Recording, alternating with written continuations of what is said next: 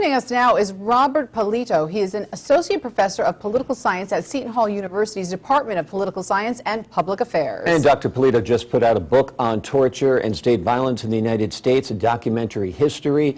Robert, let's start out by asking you a quick question.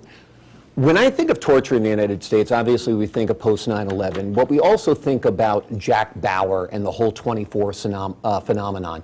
Tell me a little bit about how popular culture has impacted the role of torture in the United States, how people view it, and what the government stance on it is officially. It's a big question, but I'll let you tackle it. Mm-hmm. Sure. Well, I think that after 9/11, of course, we know we're living in a very different set of conditions, and we talk about topics related to torture a lot more. Are we in danger? How do we get information to prevent ourselves from being harmed? So these topics have been more on the table, I would say, in the last 10, 11 years.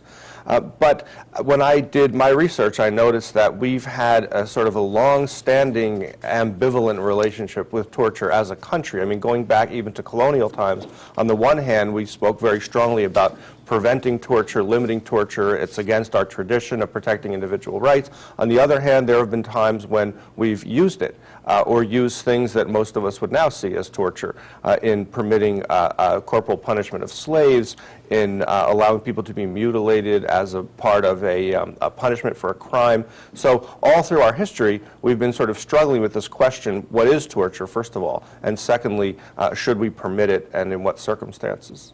So, I'm sorry, go ahead. I was going to say, what defines it exactly? I mean, it's sort of, a lot of people say there's a gray line of when it's really torture. Yes. Well, we have a pretty clear definition in United States criminal law. In other words, the federal laws that create crimes in the federal court system.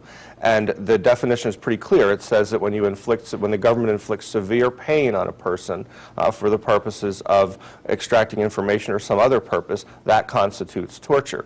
And that can include mental pain as well as physical pain. Waterboarding certainly is the big one that we hear about all the time. Yes.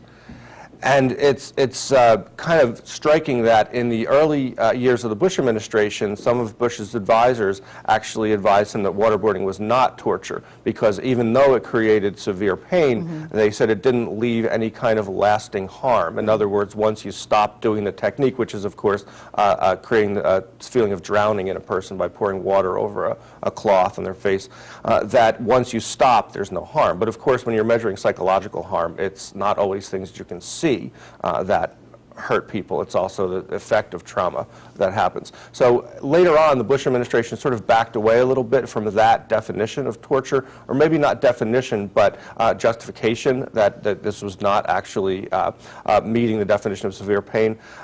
But even now, there are people in the news who are advocating using waterboarding and saying it's not torture. We saw this in the Republican primary debates recently. It seems that a big part of the torture question is this. It's a risk versus reward question. Is engaging in behavior that might be deemed inappropriate worth it for the reward of potentially getting information that in the long term or even short term will save lives? That's what it seems like every leader, every person who is about to consider using torture or something close to torture goes through, correct? Yes, and what you pose is really the toughest question, really, in thinking about torture as a part of government policy. Do you harm the one to save the many, to put it one way?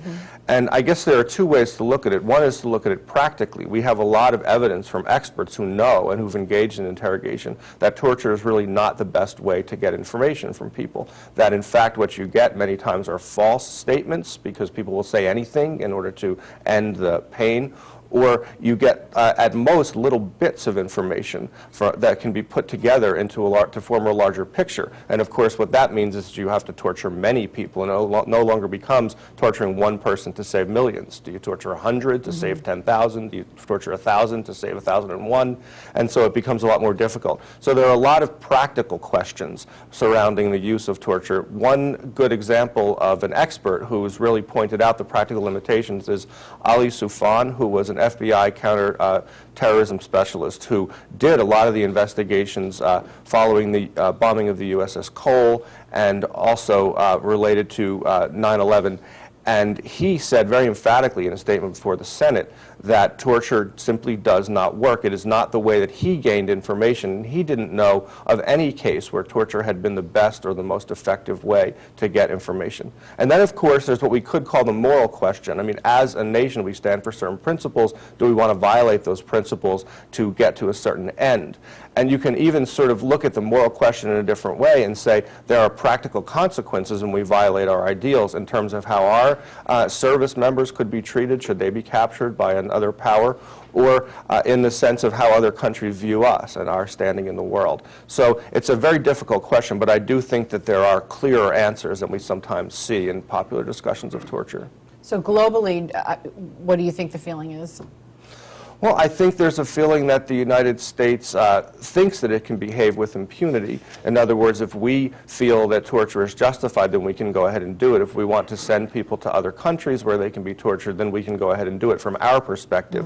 And I think that sort of erodes our legitimacy in the eyes of the world. Many times Americans don't think about how does the world view us, and that's a problem, I think. And it adds to a whole hypocrisy element as well. How do we condemn Bashar Assad from Syria, for example, for cracking down on his people with a bloody oppression when we torture, imprison, and maim people in the light of doing, in the guise of doing right for our country? So every leader can justify in his or her own way how things should be done. So it like you said, it kind of erodes our legitimacy and credibility. I think that's exactly Well, thank you. right. I think this is really an ongoing conversation because Absolutely. you know you're weighing both sides of it, and I'm sure your book tells us just that. So thanks so much for being here. Thank you. Really appreciate Thanks, it. Robert.